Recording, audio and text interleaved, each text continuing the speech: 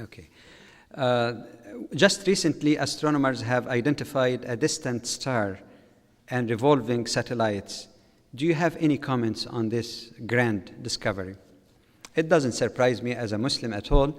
In fact, in the Qur'an, there is one interesting verse that some people misinterpreted because they're so mechanical in the translation. الله الذي خلق سبع سماوات ومن الأرض مثلهن.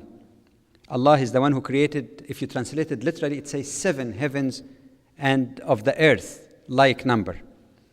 The number 7 in the Arabic language does not always mean just numerical 7, but it's used للكثرة, as the linguists say, many.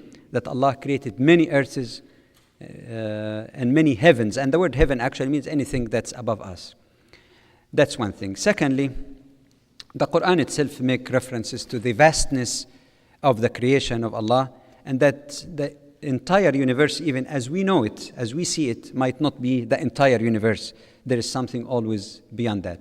Look at this amazing verse in the Qur'an. فَلَا أُقْسِمُ بِمَوَاقِعِ النُّجُومِ وَإِنَّهُ لَقَسَمٌ لَوْ تَعْلَمُونَ عَظِيمٌ.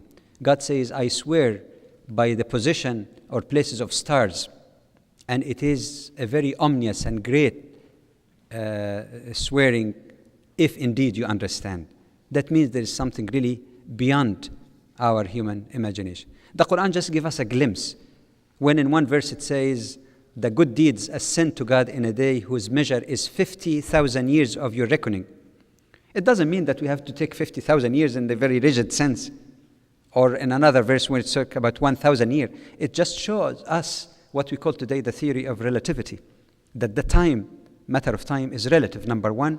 It shows us also that when you speak about the vastness of heavens, you're really talking about, you see angels going at very fast speed, taking 50,000 years to ascend in the reckoning, or the time that we reckon here on earth. So it doesn't surprise us. The Qur'an encourages us to explore. It is not against the will of God. It is not encroachment on His domain to understand His universe. That's a different attitude that Islam provides. That's why we have so much progress in Islamic astronomy or Muslim astronomy early. Should continue with this?